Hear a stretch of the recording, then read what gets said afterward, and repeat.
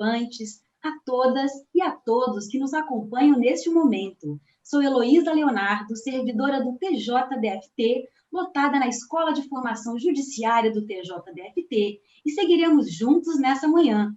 Hoje, 9 de outubro, terceiro e último dia do primeiro Seminário Nacional Gestão e Inovação no Judiciário, a Justiça na Era Digital. E o seminário nem acabou e já está deixando saudades. A Escola de Formação Judiciária dá boas-vindas às autoridades presentes, aos palestrantes e participantes deste seminário. Lembramos que no final do evento faremos o sorteio de 10 livros, isso mesmo, 10 livros. Teremos 3 gentilmente cedidos pelo Dr. Ademir Piccoli, que também é coautor do livro Contratação de Inovação na Justiça com os avanços do marco legal de ciência, tecnologia e inovação. Dr. Ivo Gico Júnior também nos presenteou com 3 livros, Análise Econômica do Processo Civil. E o nosso diretor, o nosso coordenador geral da escola, Dr. Fabrício Castanha Lunardi, também nos cedeu 4 livros, Curso de Sentença Civil, Curso de Sentença Penal, Curso de Direito Processual Civil e o livro O STF na Política e a Política no STF. Agradecemos a todos, mais uma vez, que nos acompanham e, sem demora, vamos conferir quem vai estar hoje com a gente?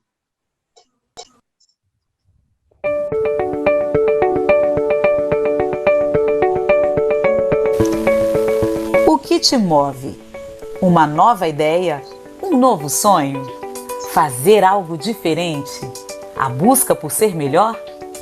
Esse também é o espírito que tem nos elevado e permitido alcançar resultados cada vez mais efetivos. E é por isso que, apesar da nossa distância, estamos aqui, todos juntos, porque compartilhamos de um mesmo propósito, a melhoria da prestação jurisdicional. Não é por acaso que a gestão e a inovação são os grandes temas do Poder Judiciário na atualidade. Ambos são capazes de transformar a nossa realidade para melhor. O TJDFT tem avançado muito nesse novo modelo de gestão e justiça digital. Aperfeiçoamento do sistema de processo eletrônico, investimento em inteligência artificial, Horus aplicado à vara de execução fiscal, AMON para o reconhecimento facial, TAUT aplicado à correção de classificação de atos processuais, espaços para o design de novas soluções, Centro de Inteligência para identificar e tratar demandas judiciais repetitivas, Laboratório de Inovação Aurora, com projetos como Cartório 4.0, Escola de Formação Judiciária para o fomento à pesquisa e desenvolvimento de soluções educacionais estratégicas, construção de um planejamento estratégico participativo, transição para um novo modelo de gestão por competências e de trabalho remoto. Com esse modelo, o TJDFT, em vez de estagnar na pandemia, aumentou a produtividade e reduziu custos. Uma justiça mais célere, barata e efetiva para todos. E a Escola de Formação Judiciária do TJDFT, com a missão de transformar o judiciário por meio da educação, preparou para você este seminário com temas de grande impacto, todos abordados pelos maiores especialistas na área. Neste terceiro dia, você vai conferir André Correia da Almeida, advogado, professor da Universidade de Colômbia, e Clara Langevin, mestre em administração pública. Eles vão discorrer sobre o futuro da inteligência artificial no sistema judiciário brasileiro.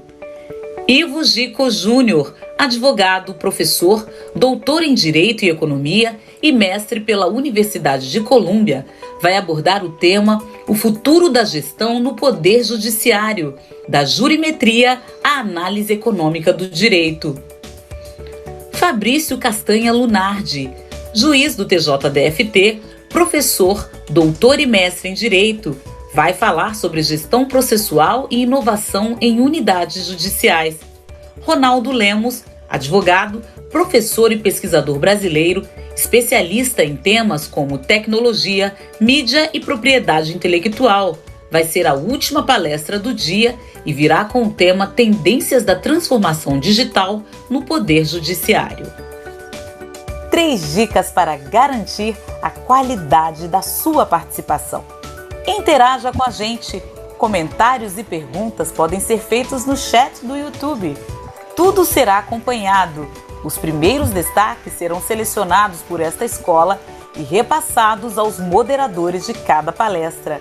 Não se esqueça de registrar a sua participação a cada dia, clicando no link indicado na descrição do YouTube, para que você receba o seu certificado. Escolha um local silencioso, sente-se confortavelmente e tenha por perto um copo d'água. Vamos lá? Escola de Formação Judiciária. Somos uma escola que é feita por você. Para cumprimentar a todos, passo a palavra ao desembargador Jorge Lopes Leite, o diretor-geral da Escola de Formação Judiciária do TJDFT. É com o senhor, desembargador.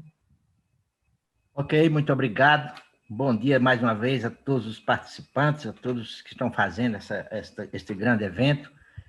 Minha passagem aqui é rápida, apenas para cumprimentar e lamentar não poder apertar a mão pessoalmente dos ilustres palestrantes que hoje se apresentam, né? Os professores André Dalmeida, Clara Langevin, Ivo Gico, e também agradecer àqueles que participaram ontem e que fizeram a grandeza desse evento, né? De uma importância ímpar, que nós estamos nos preparando para fazer uma justiça melhor. E a contribuição de vocês é indispensável. Agradecemos sinceramente também aos nossos colegas, Fábio Esteves, Fabrício Lunardi, o Dr. Kersten, né, que se dispuseram também a contribuir aqui como moderadores. Então, é uma honra para nós tê-los aqui conosco e dar também um aviso de que esta casa é a casa de vocês. No dia que quiserem fazer qualquer tipo de evento com a participação das escolas, estaremos aqui de braços abertos para recebê-los. Espero que vocês tenham muito sucesso e que, na verdade, continue o sucesso que vem obtendo todos os palestrantes selecionados com muito esmero, né, o que há de melhor no pensamento criativo brasileiro em matéria de atividades jurisdicionais. Muito obrigado pela presença de vocês, sucesso nas suas palestras e voltem sempre na nossa casa.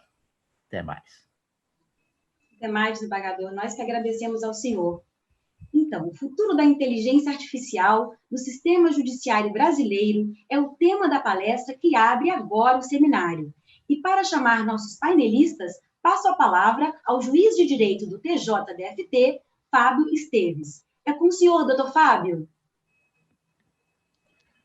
Bom dia a todos presentes. Cumprimentar aqui na pessoa do desembargador Jorge, os componentes desse início do 3º dia do nosso seminário.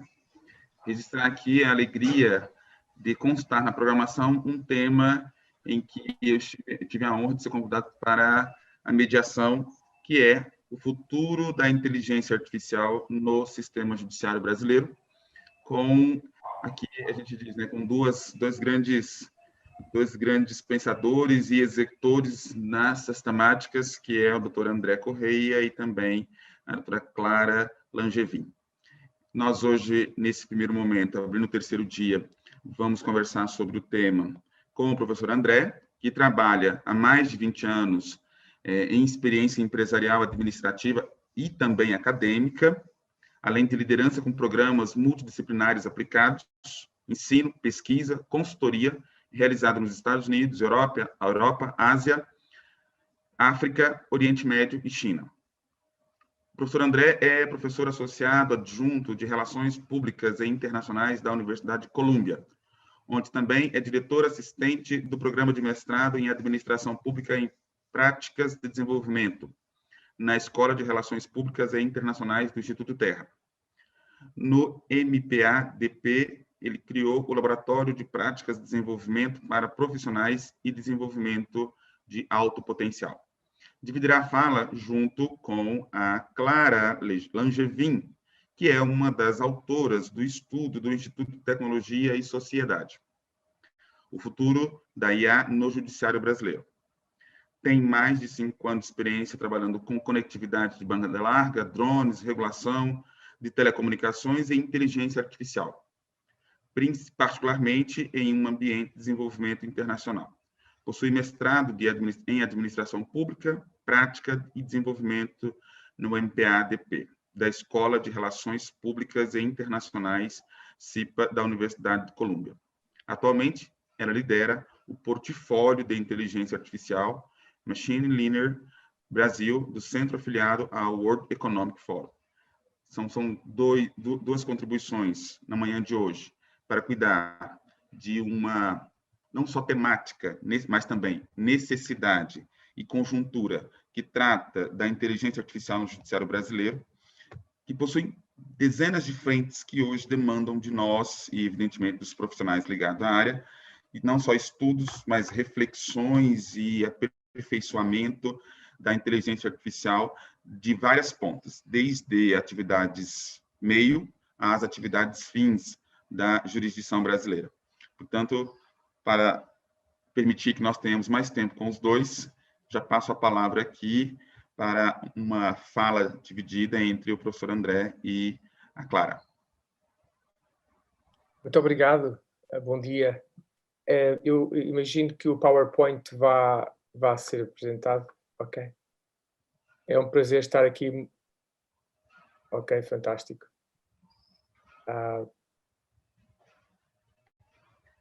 Bom dia mais uma vez. Agradecer o convite. Gostava de começar por agradecer o convite da Escola de Formação Judiciária, TGDFT, pelo convite e congratular pela estabilíssima organização e capacidade de mobilização de uma audiência tão vasta. É especialmente encorajador saber e constatar que o judicial no Brasil abraça a tecnologia e a inovação da forma que está a fazer. É também um gosto especial ter a minha agora colega, a doutora Clara Langevin, connosco.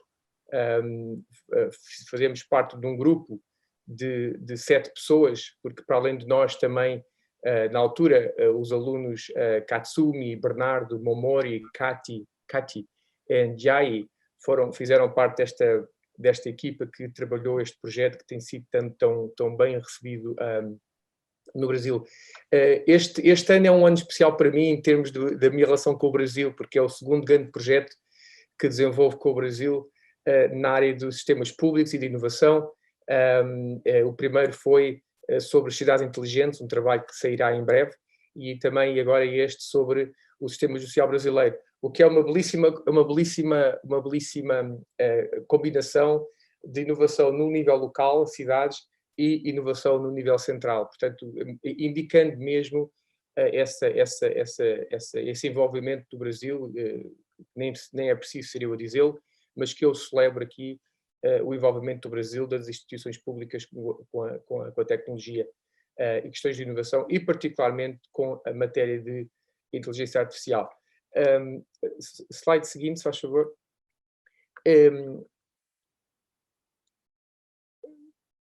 Slide seguinte, se faz favor. Ok, peço desculpa, slide anterior. Portanto, nós vamos dividir a apresentação em 2 partes. Eu vou fazer uma introdução geral ao tema de inteligência artificial no contexto global e tocar naquilo que é o essencial do projeto com o Conselho Nacional de Justiça, e depois a minha colega, a doutora Clara, vai fazer um aprofundamento dos resultados obtidos e das conclusões, especialmente até pensando não só no CNJ, que na altura foi o foco deste projeto. Aliás, o projeto está disponível no relatório online, portanto, para mais detalhes, todos são convidados a ler o relatório, mas um ângulo importante da nossa apresentação hoje é de que forma é que estas aprendizagens ao nível central, especificamente do Conselho Nacional de Justiça, podem ter aplicação ao nível do Estado. Os trabalhos não se centraram ao nível estadual, há muitos assuntos relacionados com a coordenação entre Estados e a coordenação entre tribunais que devem ser explorados no futuro. Slide seguinte, faz favor. O primeiro aspecto que é aqui preciso perceber é enquadrar esta questão da inteligência artificial, e talvez convenha fazer aqui uma rápida definição para estarmos todos dentro na mesma comprimento de onda, e vamos definir a inteligência artificial simplesmente como a capacidade de sistemas computacionais e algoritmos de completar tarefas ou funções normalmente desempenhadas pela inteligência humana. E para esta conversa é especialmente importante centrar-se no elemento da capacidade preditiva do algoritmo. Há muitos atributos que se podem atribuir ao algoritmo, técnicas de machine learning, mas há um aspecto que é esta capacidade de previsão que nos ajuda em tantos aspectos dos sistemas de gestão e particularmente no judiciário. E o espaço do AI tem sido dominado especialmente por 3 grandes blocos: os Estados Unidos, a União Europeia e a China. E o que é importante aqui neste slide é perguntar até que ponto é que o Brasil encontrou o seu posicionamento. A China, aqui, como se pode ver aqui ao nível da adoção, portanto, a adaptação e a adoção de tecnologia e processamento de dados, em primeiro lugar, portanto, a China, sabido que produz uma grande quantidade de dados e tem um grande ecossistema de startups e de utilizadores, mas noutras dimensões os Estados Unidos estão mais avançados ao nível da investigação e ao nível da atração do talento. A União Europeia tem desempenhado um papel misto em termos destas relações competitivas, mas importa perceber, no caso dos atores brasileiros, como é que se posiciona. A slide seguinte, faz favor. Um outro aspecto que é importante referir, que não deve ser surpresa para ninguém, é que não só o AI está a cruzar e a tocar em muitas indústrias, mas aqui o espaço legal também muito populacionado por startups na área do AI. E este é o top 10, o top 100, concluído pelo CB Insights. Isto inclui muitas variáveis, como a capacidade de atrair talento, a capacidade de utilizar financiamento e as tecnologias utilizadas. Mas o que é aqui particularmente interessante é que, neste caso, este Lexion é um software que utiliza técnicas de machine learning para ajudar empresas a gerir os seus contratos e a gerir os seus acordos. Portanto, um aspecto muito central também. Claro que os tribunais são uma realidade mais ampla e mais complexa, mas apenas para dizer que o esforço que o judicial brasileiro está a fazer para adotar AI está muito ligado e muito correlacionado com o trabalho que a indústria está a fazer também nesta área. Portanto, essa é uma boa indicação. O slide seguinte, faz favor. De uma forma geral,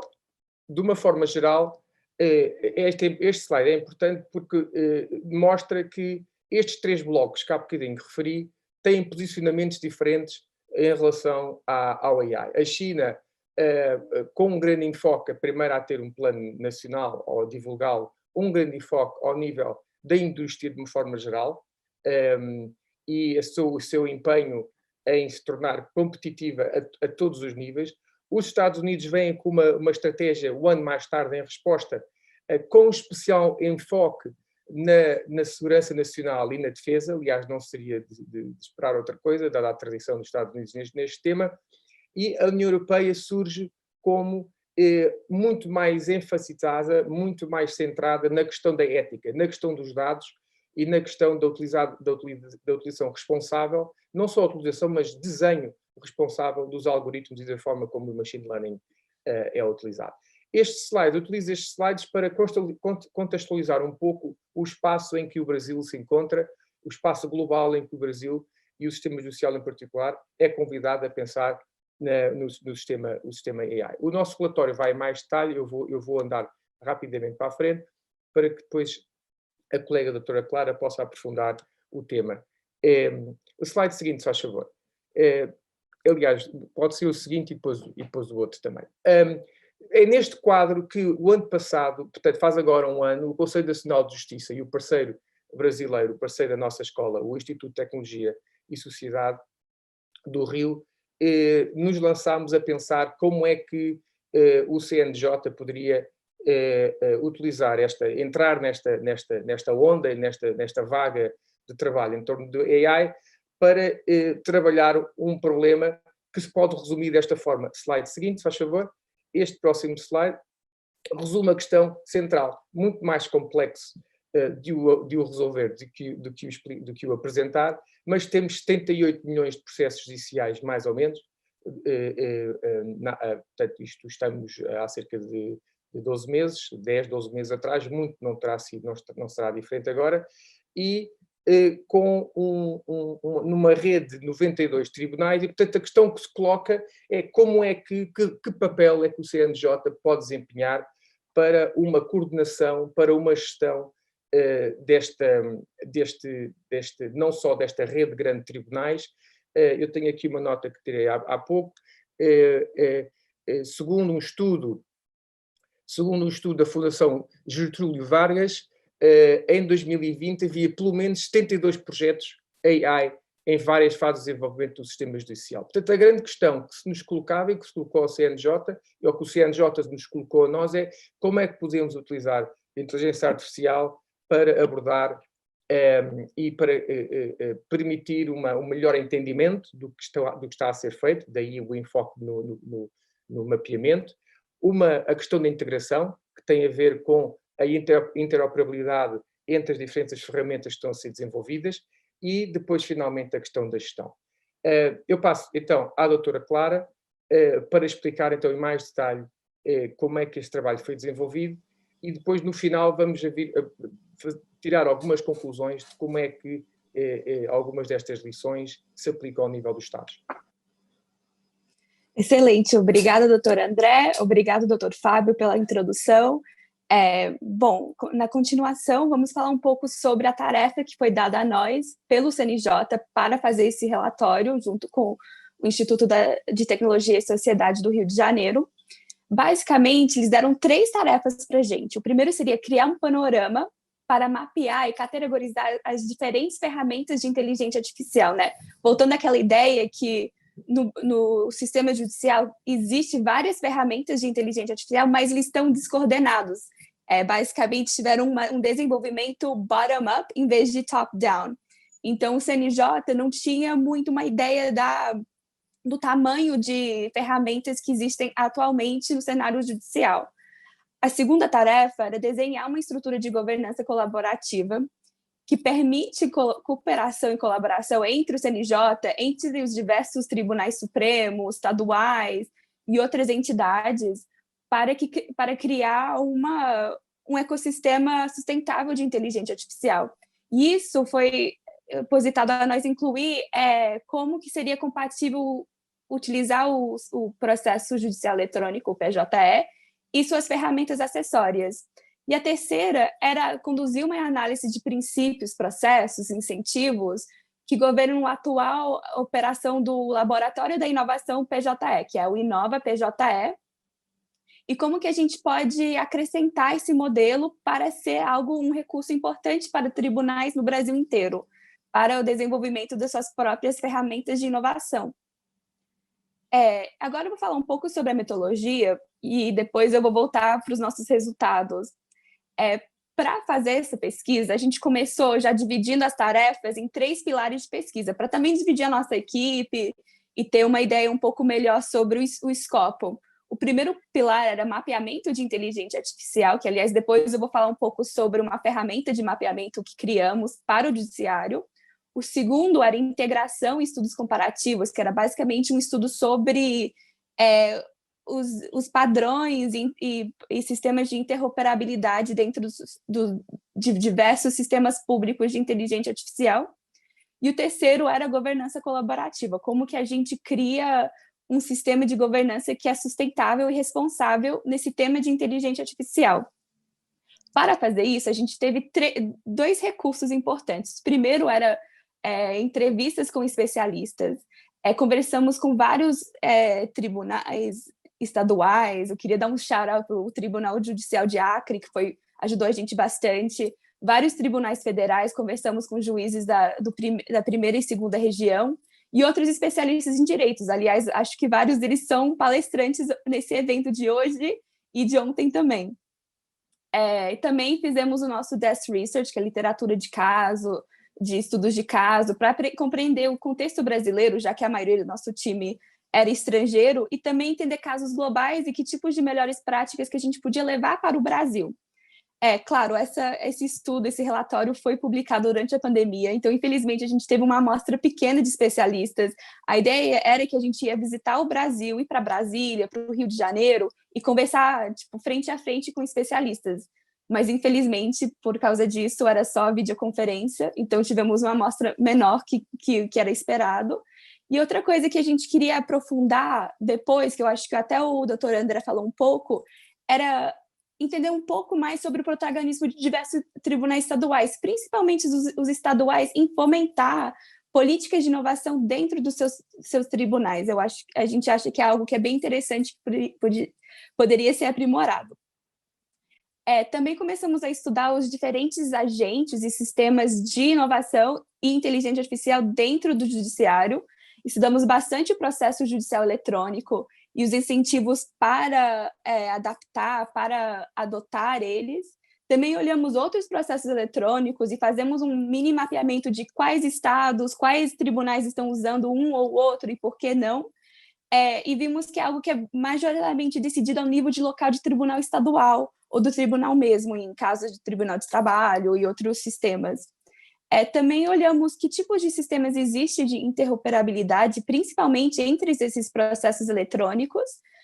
Olhamos o MNI e outros sistemas também.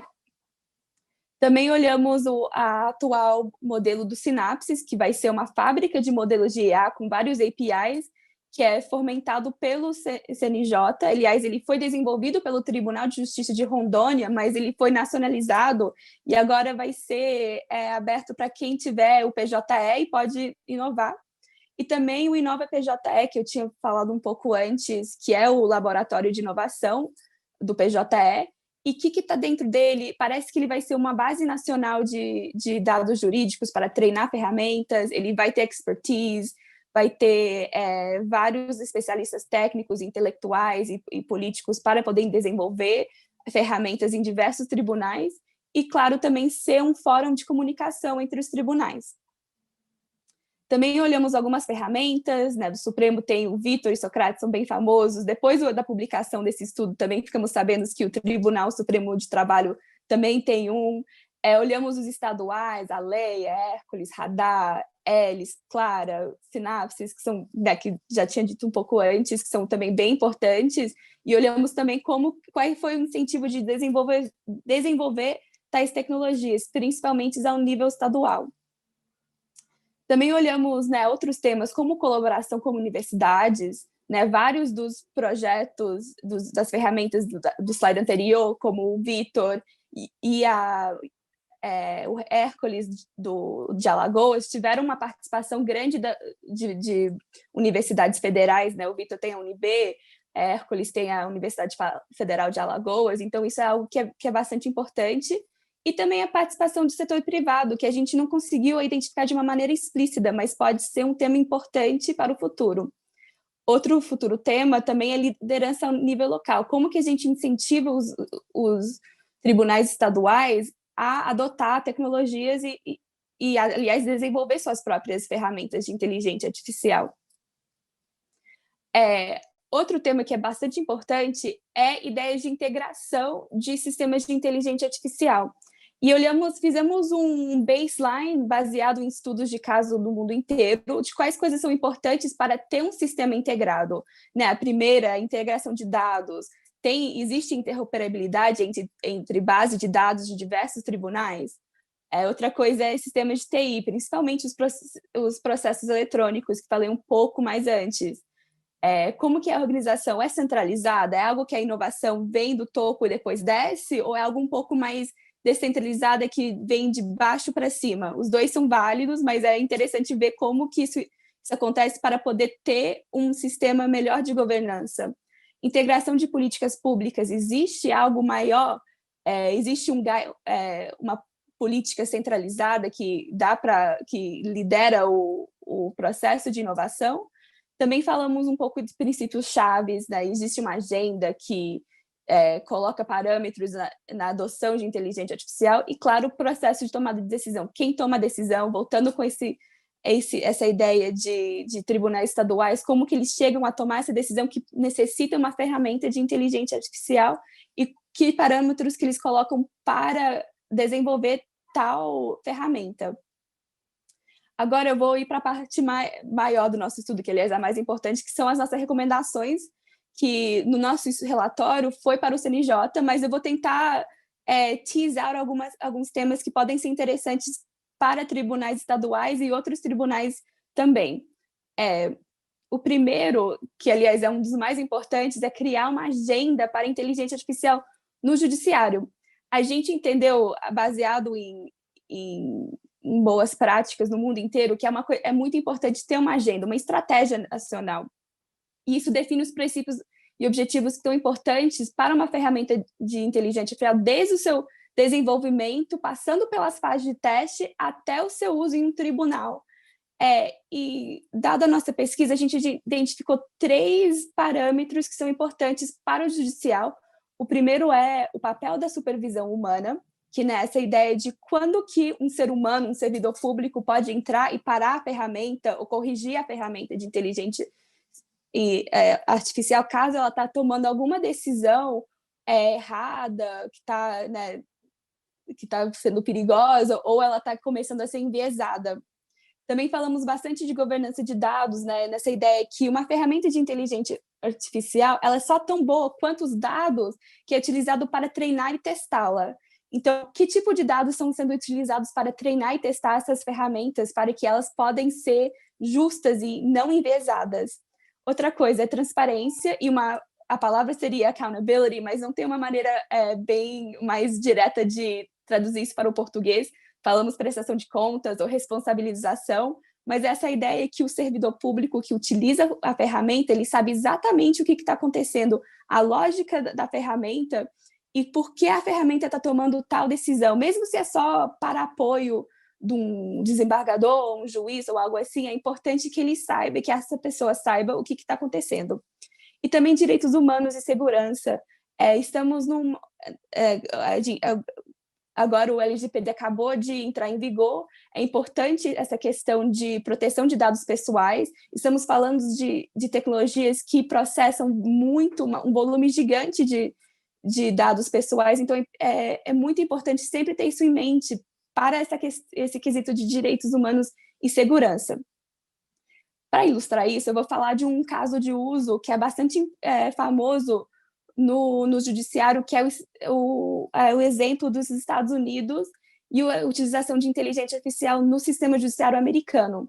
Ali, o que aconteceu? Geralmente, alguns estados, principalmente a Missouri, começou a usar uma ferramenta de inteligência artificial para determinar a fiança dos réus durante seus processos, então o valor da fiança. E o que aconteceu? O algoritmo começou a ser enviesado, ele começou a determinar valores muito mais altos para réus afro-americanos e latinos, porque ele foi treinado utilizando uma base de dados que refletia o racismo sistêmico do sistema judicial americano.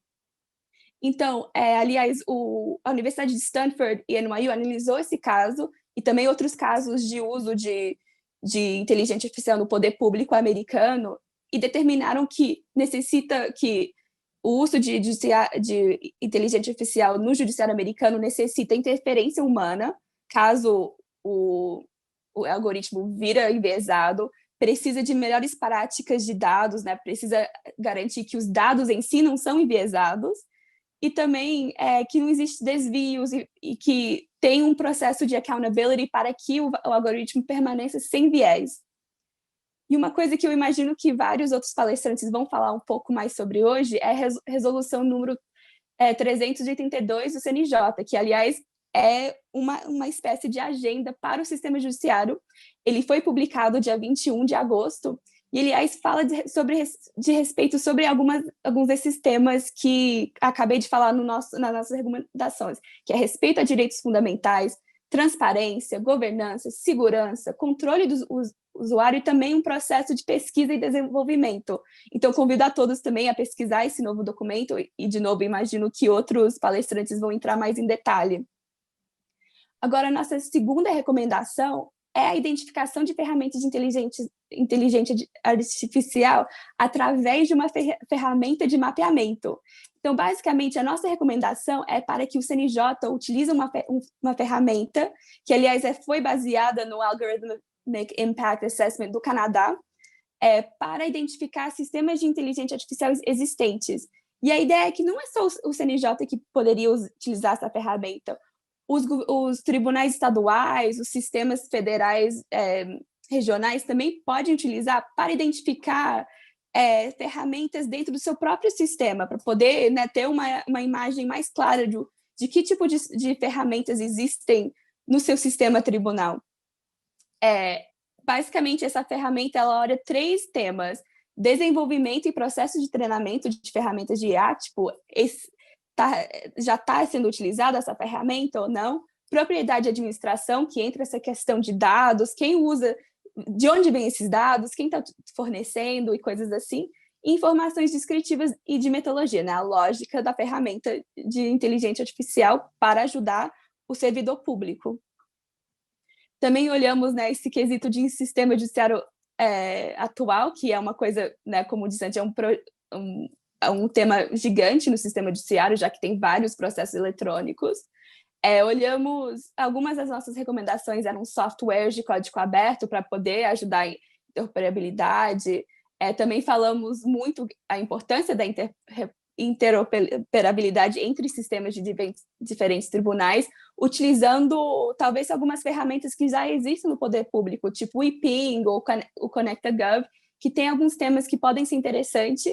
E também olhamos outros casos de usos globais, principalmente na Europa, como o Quadro Europeu de Interoperabilidade e o e-Codex, e também outros modelos que já existem no país, como o MNI.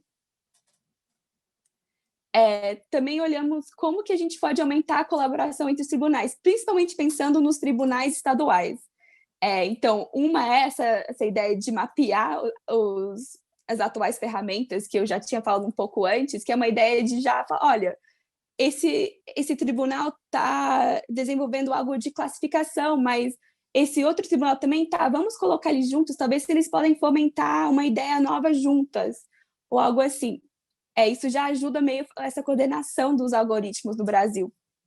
Proporcionar um fórum onde especialistas de tribunais podem discutir ferramentas igual esse de hoje, ou outras também, eu acho que é algo muito importante para ter essa comunicação entre tribunais.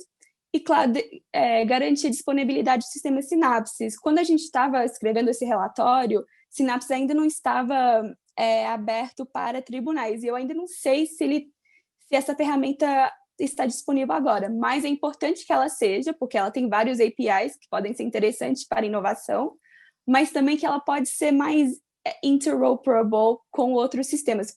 Por enquanto, ela só é para tribunais que utilizam o PJE. Também olhamos como fornecer o Inova PJE, que foi uma das nossas primeiras perguntas.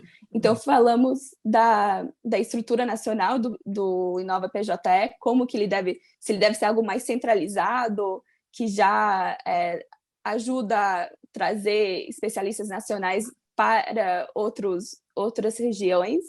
E também o quesito de laboratórios a nível local. Então, a gente gostou muito desse modelo de tribunais estaduais trabalhando com universidades federais, igual existe em outros países, como o projeto do Canadá, que chama CFAR, e o Instituto de Alan Turing, que, aliás, é um conjunto de universidades que estão tentando ajudar esse quesito de gestão pública de inteligência artificial no Reino Unido. Também falamos um pouco da facilitação da participação segura do setor privado. A gente notou que não tem um framework transparente, aliás, a gente não conseguiu identificar ferramentas que vêm do setor privado, mas se isso é uma coisa que pode acontecer, é importante que exista uma estrutura transparente. Olhamos na Estônia, existe, né, um framework para ajudar startups a entrar no poder público ou compras públicas em inteligência artificial e outros quesitos de inovação. E no Brasil, olhamos a importância de vários legal techs, como a Jus Brasil, que, aliás, é um database de várias decisões de vários tribunais, que pode ser uma ferramenta importante para, né, especialmente esse quesito de interoperabilidade de dados nos processos eletrônicos, que é algo importante para fomentar a inteligência artificial. E, claro, a nossa última recomendação como todo programa bom de política pública, é ter um sistema de monitoramento e avaliação do programa, não só para a prestação de contas, mas também para melhorar o projeto a decorrer. O primeiro seria uma avaliação do modelo de AI, né, essa ideia de precisão, o F1 tem, aliás, esse é um tipo de teste, mas existe vários diferentes. A avaliação dos dados utilizados, claro, é super importante. E também indicadores sobre o sistema de governança. Quantos tribunais estão adaptando? O que está acontecendo? Está impactando a sobrecarga dos casos do judiciário brasileiro? E, claro, o usuário, que nesse sentido seria o servidor público, ele está conseguindo utilizar? Ele entende como que ele pode usar os sinapses? Ele entende o que está acontecendo com a sua ferramenta de inteligência artificial? E agora eu vou encaminhando para a conclusão. Primeiro, a gente fez uma conclusão ao nível nacional, né, que é uma ratificação de uma agenda, que, nesse caso, seria a Resolução 332, mas também revisitar questões de integração, né, de interoperabilidade entre ferramentas de inteligência artificial e também processos eletrônicos, e voltar a tomar essa implementação do programa Sinapse da Inova PJE. Eu sei que agora, em tempos pandêmicos, está meio difícil tomar frente, mas é algo que é importante para fomentar a fomentação de inteligência artificial no poder judiciário. E também falamos um pouco sobre próximos passos para níveis estaduais, né? É importante se tem esse quesito de integração com processos eletrônicos nacionais. Sabemos que alguns tribunais não têm os recursos, ou não tem, é muito complicado adotar o PJE, mas é importante que eles puxem essa ideia de interoperabilidade, então, para que eles podem também fazer parte dessa conversa de inovação. Desenvolver agendas próprias de uso de inteligência artificial baseada na nova resolução, para iniciar seus próprios processos de mapeamento, né, como essa ferramenta que desenvolvemos, para ele entender o que está acontecendo dentro do Estado e liderar inovação dentro do Estado. E também buscar diversos recursos para o desenvolvimento de ferramentas, né? Sabemos que existe o Sinapses, o Inova PJE, mas também existe, né, laboratórios universitários, gestão de IA e outros recursos que podem ser importantes para os tribunais estaduais. E com isso eu concluo e passo a palavra de volta para o Dr. Fábio. Muito obrigada. Clara, André, muito obrigado. Feliz demais com a exposição de vocês. Me contemplei muito aqui, me contemplou muito a preocupação, especialmente com as questões humanas, né, com o direito das pessoas. Nós temos um país de mais de 220 milhões de pessoas, nós temos uma pluralidade muito grande, ao passo que também temos uma desigualdade social muito grande, e várias questões que perpassam essas desigualdades, e vocês tiveram cuidado aí de alertar o nosso órgão de controle para isso. Nós tivemos aqui a participação de algumas pessoas que estão acompanhando, mas eu observo que vocês contemplaram as demandas dessas pessoas aqui naquilo que elas queriam colocar. A Wildice, ela tratou aqui, perguntou aqui sobre a convergência, né? E você mencionou que uma das questões da agenda é os tribunais convergirem numa agenda nacional, sendo acompanhada pelo órgão nacional nosso, o Conselho Nacional de Justiça. Também tivemos a participação do Jorge, que comentou sobre a Estônia. Clara também falou aí sobre a experiência da Estônia, né, em matéria de compras, licitações públicas, etc. Clara também contemplou aí o Jorge na resposta, na fala dela, com a demanda lá do Jorge. Acho que travou um pouquinho a Clara, mas eu estava falando, Clara, que você falou sobre a Estônia, né, e a questão das compras públicas. E, por último, o Francisco colocou aqui a questão do enviesamento do sistema, que vocês também colocaram no início, a Clara também colocou na necessidade de acompanhar e fiscalizar e controlar e responsabilizar as pessoas com relação ao enviesamento do sistema. O Francisco Gomes trouxe aqui para a gente, né? Aí o Disse colocou também sobre a questão das sinapses e PJE, Clara também colocou ali que isso tem sido parte da agenda. E, por último, o Antônio Ederaldo, que falou sobre a interação entre os tribunais. Portanto, também contemplamos ali. Para que nós encaminhemos para o final, chegou aqui uma outra do Paulo Pereira, tratando do programa Sinapse, que prevê também a unificação dos sistemas de serviços judiciários em nível federal, pois é impressionante os estados terem CPC diferentes e com inovações e taxas. Essa pergunta aqui, que é trazida pelo Paulo, é o que eu queria, nesse final aqui, fazer um fechamento com vocês. Eu já disse que nós somos um país transcontinental, digamos assim, né? Um Brasil que tem pelo menos 5 Brasis aqui, né? Você tem a região sudeste, que se difere muito da região nordeste e norte do país, e a gente tem a região sudeste e sul aqui se diferenciando, embora tenha um nível de desenvolvimento um pouco maior. Uma das questões que foram tratadas é a realidade distinta, e isso nós podemos verificar nas realidades dos tribunais e da maneira como se desenvolve aí as questões de inteligência artificial em cada um deles. Nós temos uma realidade que também me parece ser irreversível, né? O André colocou no início ali que nós hoje temos 78 milhões de processos, né? Só para você ter uma ideia, em Portugal nós temos 11 milhões de processos. Então, a gente tem hoje aqui no Brasil, nós tivemos há 2 anos atrás aqui no Brasil, André, 110 milhões de processos. Nós tínhamos no Brasil um processo por habitante, digamos assim. Considerando que o processo tem 2 partes, nós tínhamos 220 milhões de pessoas litigando. Essas políticas geradas têm, então, diminuído, chegado a esse número aí de quase 80 milhões. Então, nós percebemos que uma das questões para essa demanda tão gigante é, evidentemente, o uso de vários recursos, inclusive inteligência artificial. Mas, ao mesmo tempo, nós temos, como nós detectamos aí, uma realidade muito diversa. Nós somos 92 tribunais, né? Os tribunais estaduais, nós temos 27 tribunais estaduais, tem a Justiça Federal, tem a Justiça Trabalhista. Então, além da diversidade territorial e espacial, nós temos a diversidade temática. Nós temos a Justiça Trabalhista com os seus 24 tribunais, a Justiça Estadual com os 27 tribunais dela, 5 tribunais federais e os tribunais superiores. E aí a gente viu aqui a preocupação constante dessa unificação. Mas, embora eu também pense que a unificação seja importante, nós não podemos desprezar realidades distintas, né? A gente não vai poder unificar as práticas, sendo que eu tenho uma realidade no sul do país que é muito diferente de uma realidade do extremo norte do país, que, evidentemente, vai demandar algo nesse sentido. Então, para a gente encerrar, eu gostaria que fosse um fechamento nesse sentido, né? A gente já viu que o Brasil está aí buscando atendimento, mas, ao mesmo tempo, também a gente tem que, assim como vocês tiveram a preocupação do enviesamento, também observar essa distinção de realidade. Então, eu passo aí para vocês concluírem com essa provocação, que eu imagino que seja a síntese das preocupações aqui das pessoas que nos acompanham.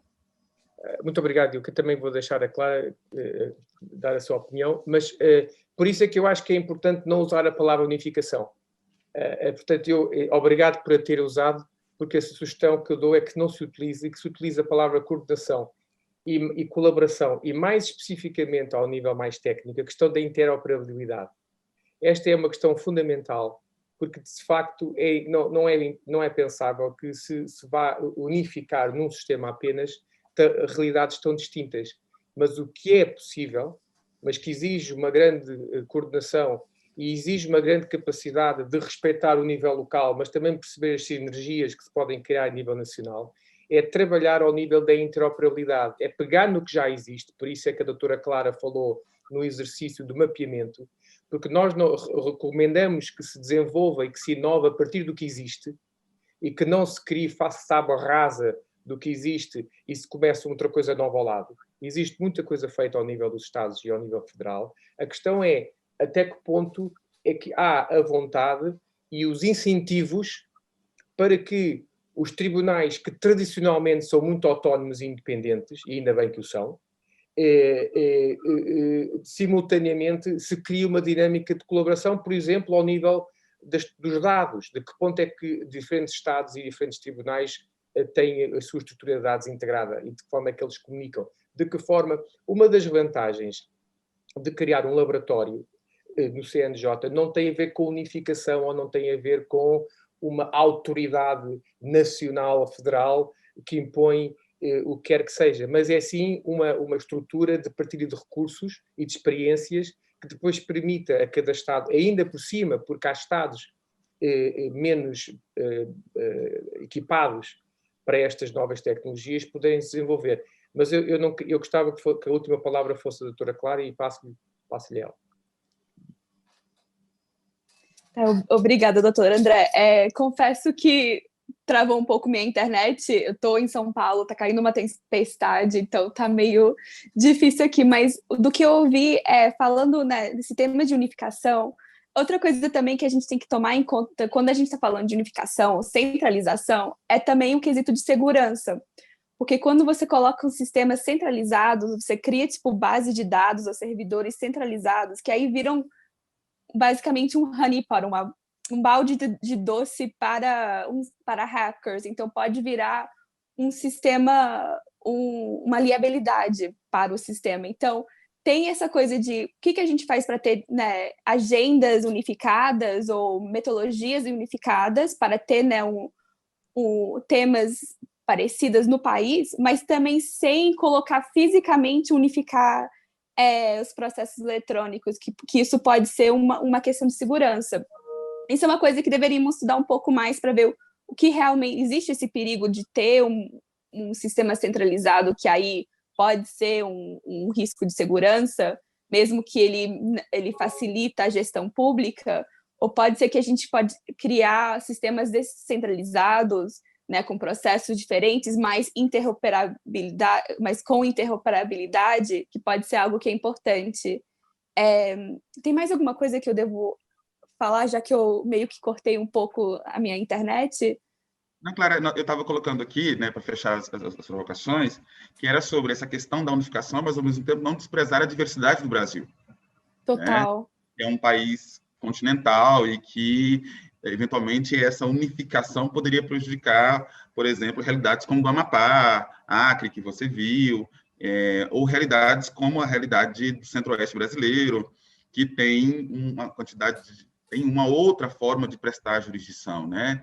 E realidades muito específicas. No Nordeste do país, a gente tem uma maneira de prestar a justiça, materialmente falando, que leva em consideração questões não ilegais, mas, sim, em alguma medida, extralegais, práticas diferentes sobre conciliações. Então, o Brasil é muito diverso nesse sentido.